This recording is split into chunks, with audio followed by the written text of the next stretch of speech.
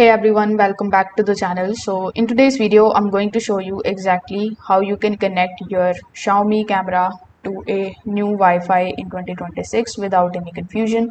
So first of all, you need to simply open the Xiaomi Home application or the Mi Home application on your device. Over here inside it, on most of the Xiaomi cameras, you need to basically reset the Wi-Fi connection before you can join a new network. So in order to do that, you just have to do nothing but to just simply take a look at the reset button, which will be available over here.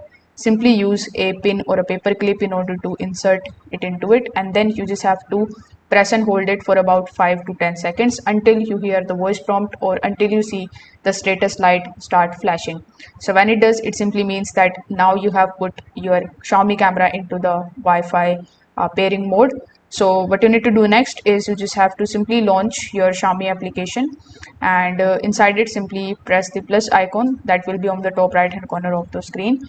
Now from the given options over here, you just have to simply select your camera, then follow further on screen instructions, and you just have to simply connect it to your device. So that's how you can basically do it. If this video helped you out, make sure that you like this video and subscribe to the channel. Thanks for watching.